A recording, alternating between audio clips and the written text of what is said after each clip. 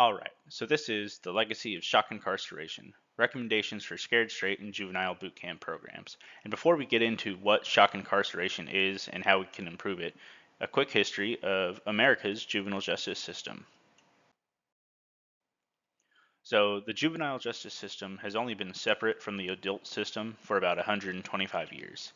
Back in the 17 and 1800s, kids that were accused of crimes would be locked up in the same place as adults who would sometimes be violent offenders. But children were also being locked up for things like being poor or homeless and living in the street. There was no kind of separate system just for the juveniles. And because of this, people were looking for some more humane alternatives, which led to the New York House of Refuge opening in 1825. It is very popular. Similar facilities popped up all around the country. And this marks a paradigm shift where juvenile offenders were seen as different from adult offenders. If you see here, this top picture here is the House of Refuge when it first opened. And since it was so popular, they actually had to add on a couple more wings, so it turned into a U shape. And eventually the building burnt down and they relocated and they rebuilt it as this massive facility here. In 1899, the nation's first juvenile court was opened in Chicago, which you can see above me here is the Cook County Juvenile Courthouse. And this meant that juveniles were now legally distinct from adults. And by the mid 1920s, every state had their own sort of juvenile justice system. But because the juvenile system were different from the adult systems, the juveniles were not given the same rights as adults. So as crime increased in the 50s and 60s, so did the awareness of the civil rights issues that were associated with the juvenile justice system. And then things began to change. So the landmark, the 1967 case in Regalt, granted juveniles due process. Then Congress passed the Delinquency Prevention Act of 1974, which required the deinstitutionalization of status offenders and non-offenders, and it also required the separation of juveniles and adult offenders. And until this time, juveniles in the system were still being treated quite poorly, but this changed around the 70s when community-based programs, diversion programs, and deinstitutionalization became the banners of juvenile justice policy. The juvenile justice system aimed to rehabilitate offenders. However, these advances they did not last very long as America moved into its tough on crime era.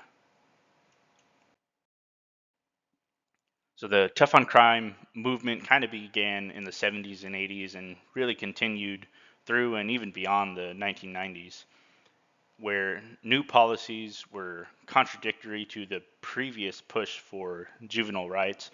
People wanted harsher sentences for juveniles and adults also. States pushed for legislation to make it easier for juveniles to be tried as adults. And the aim of the juvenile justice system transitioned from being about rehabilitation and more onto punishment. And the effects of this tough on crime movement are still being felt today. So the driving belief behind the tough on crime era was that harsher punishment would reduce recidivism and deter crime. And one way they had of doing this was to thrust juvenile delinquents into short-term, high-intensity carceral environments. And this practice is called shock incarceration. And shock incarceration programs were designed to shock participants into changing their behavior. And these programs are explicitly permitted under the Crime Control Act of 1990.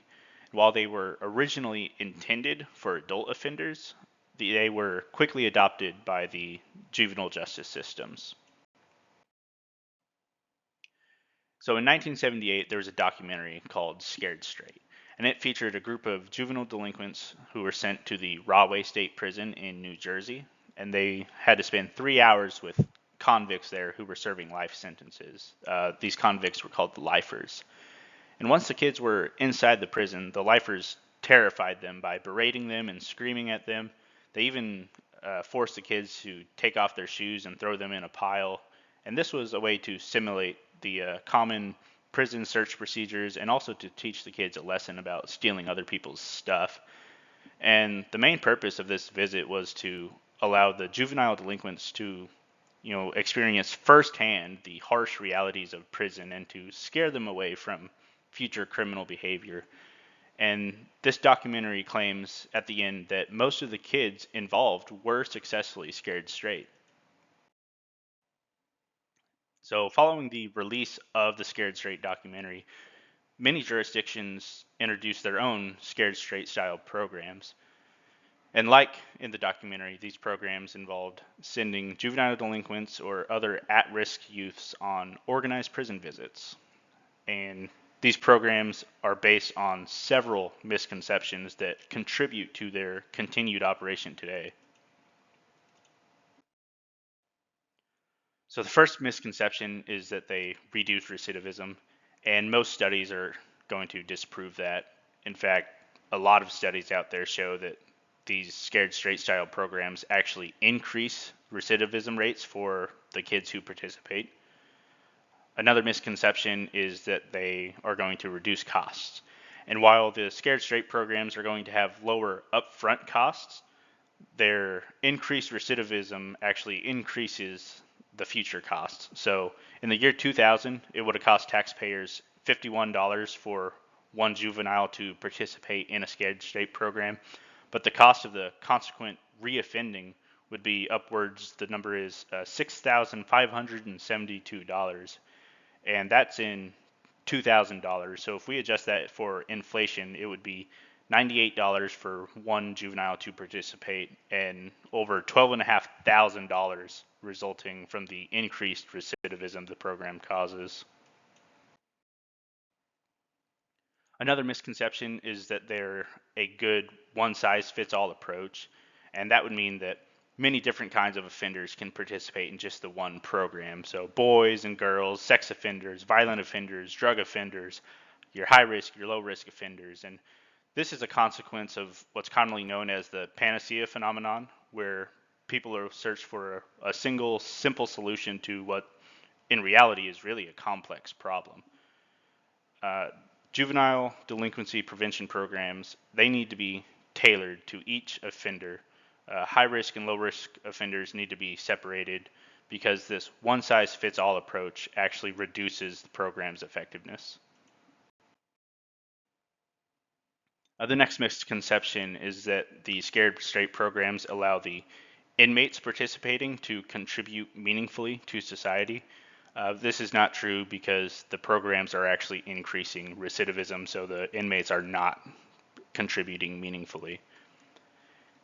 And the final misconception is going to stem from America's persistence on the tough on crime and tough love ideals.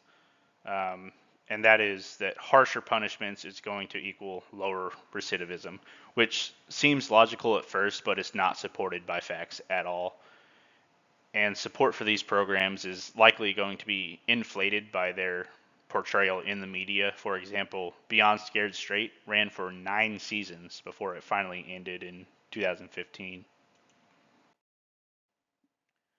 So, some suggestions for the Scared Straight programs. Because these programs are inherently violent, there's not a whole lot that can be done to improve them. Some studies have suggested that maybe some programs where ex-inmates visit schools to share with students their life stories and their life choices may be more effective at reducing juvenile delinquency than the programs where juveniles are visiting the adult facilities. But overall, it's recommended that they be abolished and replaced with alternative programs. Now, another form of shock incarceration is the juvenile boot camp. And these programs were first introduced in the 80s to combat the increasing incidence of youth crime, the overburdened juvenile courts, and the growing cost of juvenile detention.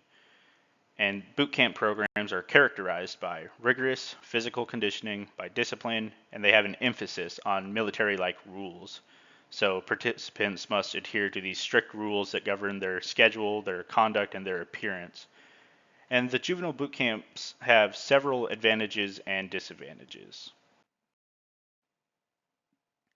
So some advantages: when they are used as an alternative to traditional incarceration, they can lower prison populations. The participation in these programs can shorten juvenile sentences, so they will be released sooner, and that will reduce prison populations. And the juvenile boot camps can also lower costs if they're used as an alternative to traditional incarceration. And that's going to lead to significant upfront savings. It's going to cost about half as much as traditional incarcerations. And these savings are likely due to the fact that kids aren't spending as much time incarcerated. However, this does not account for any potential long-term effects from resulting recidivism. And because of that, the inverse of these is also true. When juvenile offenders who otherwise are going to be released on probation are sentenced to a boot camp, it increases prison population and it increases costs.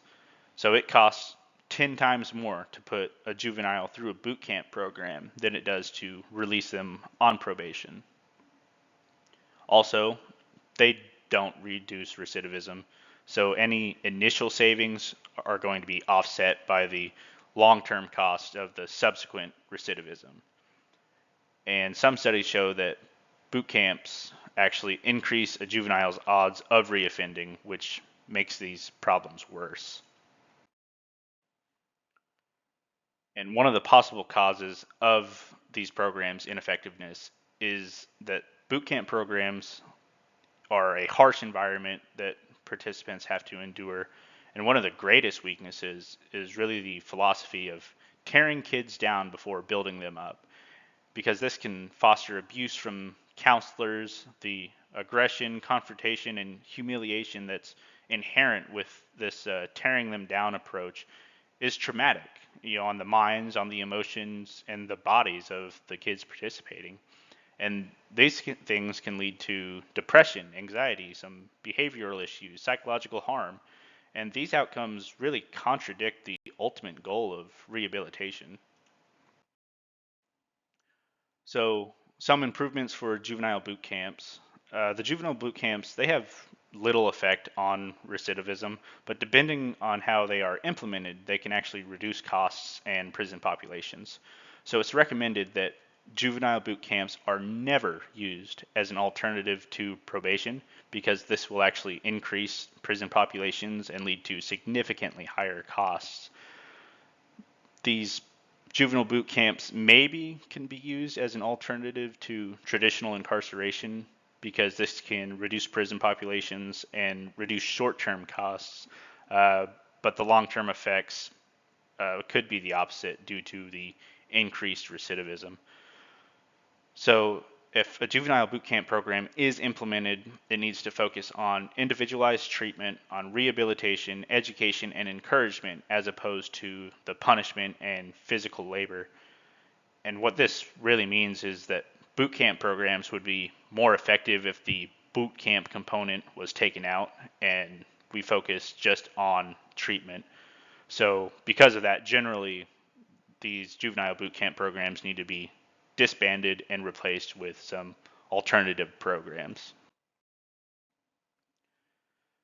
So the National Institute of Justice, they publish what's called the Model Programs Guide, and this is a huge list of evidence-based criminal justice programs and practices. And each program and practice receives a rating based on their effectiveness. From best to worst, these programs can be rated effective, promising, ineffective, or negative effects. While all shock incarceration programs need to be replaced, not all practices would be appropriate replacements. Some practices need to be avoided. So the NIJ identifies two practices which are specifically designed to target juvenile offenders that are rated to have negative effects. The first one is going to be scared straight programs, and the second is formal system processing for juveniles. And this is just a fancy way of saying putting juveniles through the court system, which tends to increase their recidivism and cost more than alternative solutions. What this means is that even alternative programs that have no effect on recidivism or delinquency would still be better than formally processing the juveniles, because at the very least it's going to cost less. It should also be known that juvenile incarceration should be used only as an absolute last resort. So some recommended practices: wilderness challenge programs. They're designed to help youths improve their behaviors and reduce recidivism through physical activity. These activities are going to include stuff like hiking, rock climbing, whitewater rafting, ropes courses, and they're also going to have some therapeutic components. And these wilderness challenge programs have been rated promising by the NIJ. Another alternative program is police-initiated diversion for youth to prevent future delinquent behavior. And this is a mouthful, but really one of the best ways to prevent juveniles from recidivating is to keep them out of the court system. This is going to involve officers giving warnings to juveniles, or possibly giving juveniles' parents some treatment recommendations to keep them out of trouble, instead of booking them into the juvenile justice system. This is going to allow first-time and low-level youth offenders to avoid having a criminal record, and it's going to reduce their contact with the criminal justice system. The NIJ rates this practice as effective. And lastly, another mouthful: treatment in secure corrections for serious juveniles who have committed serious or multiple offenses. So as I said before, incarceration of juveniles needs to be used only as a last resort, but sometimes it is necessary for those serious or the repeat juvenile offenders. And for these cases, it's been shown that targeted treatment and therapy can help these kids reduce their odds of reoffending, and this practice has also been rated effective. So just to summarize, shock incarceration is ineffective and can lead to psychological and behavioral problems, as well as increased recidivism. Shock incarceration needs to be banned, and it should be replaced with alternative programs. Thank you for watching.